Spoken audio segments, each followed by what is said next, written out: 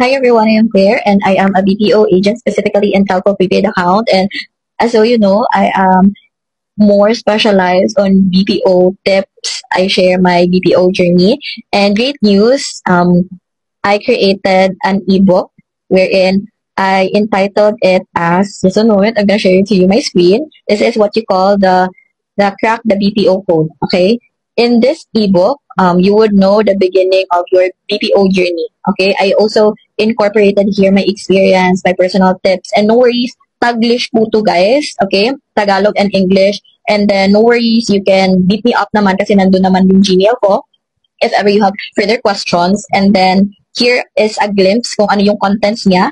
First is chapter 1, understanding the BPO industry. What is BPO? An overview, key roles and career paths in the call center industry and the life of a call center agent that specializes here in the Philippines. Okay, even though international account man yan.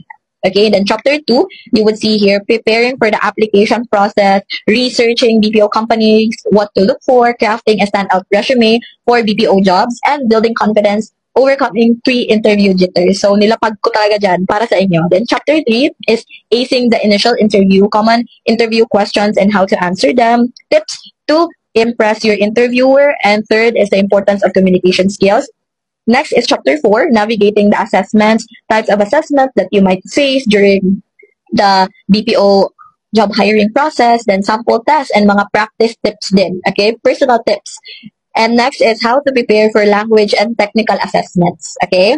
Next is, tawag dito, yung number 5 is conquering the final interview. So what to expect in the final interview, behavioral questions, and the STAR method na palagi nating naririnig mostly sa mga BPO content creators, okay?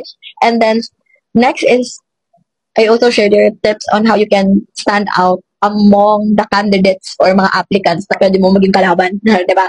Next is chapter 6. This is the last chapter, sealing the deal, job offer, and signing. So, I also, nilapag ko dito yung understanding your job offer, key terms and benefits, negotiate on how you can negotiate salary and benefits, okay, professionally.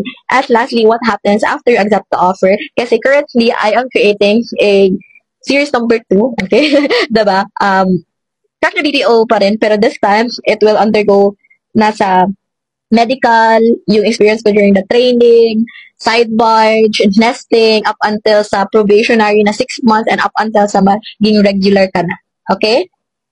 Diyan ko share talaga lahat. And no worries, hindi ka mabubore dito kasi marami siyang pictures. Okay? Hindi siya like plain na ebook lang na puro word. Diba? Boring nun. Ayan. So, yeah, nagbigay din ako ng mga essential checklist kung ano yung prepare mo if you're gonna apply via on-site and via virtual. Okay? And then, ayan, nagbibigay din ako ng quotes or mga tips on to inspire you even more, ganun. And then, meron din ako ditong mga videos na pwede kayong tumawa and then i-follow nyo naman yung mga content creators na tawag dito, binuboost ko kasi they were the content creators na nag-push talaga sa akin na sige, i-go ko na talaga.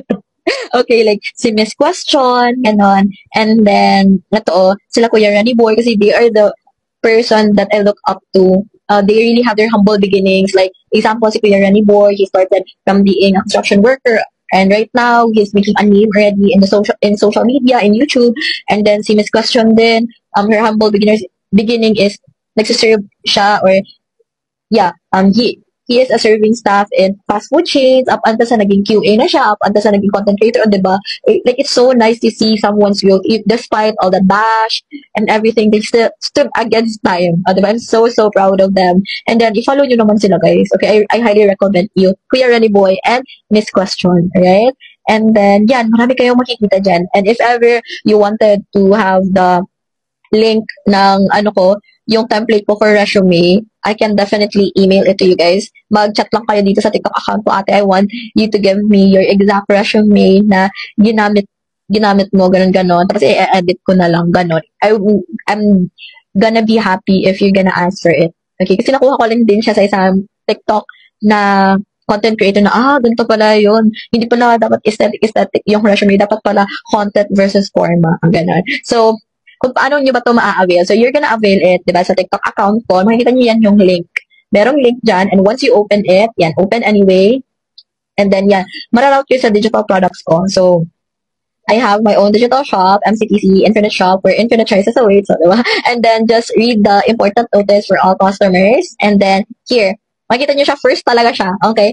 Crack the BPO code. So, yan, nagbigay ako ng overview. And then, may instruction dyan na click the photo to see the product preview. So, once you click on that, mararoute kayo sa YouTube channel ko. I-subscribe nyo naman ako, guys. Kasi yung mga mahahabang videos ko about BPO tips is dito ko talaga siya nilalagay kasi diba 10 minutes lang talaga dito sa TikTok. So yan, i-like nyo naman guys. I-share nyo, mag-subscribe kayo sa akin for support. And thank you so much sa mga followers ko out there. And then, next is, if you're gonna buy, is just click buy now and then fill up the order form. Ganon, ganyan, and everything. Ganon.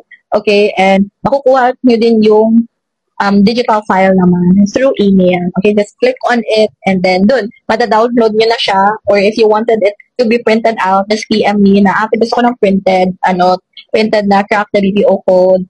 Kasi, textile learner ako, like, I can effectively learn if meron tayo kung hinahawakan or naka-highlight ko. Okay? Just tell me that kasi meron naman akong printer, guys. I can print it to you and then, i-ship ko na lang siya via JNT or papalalabog ko na lang or what. So, yeah. I really do hope so, guys, that you're gonna avail my ebook. And then, just message me if you wanted, like, a discount na ate, I really wanted to buy your Craft the BPO code. Give mo naman ako ng discount. I'm willing to give you a discount, guys.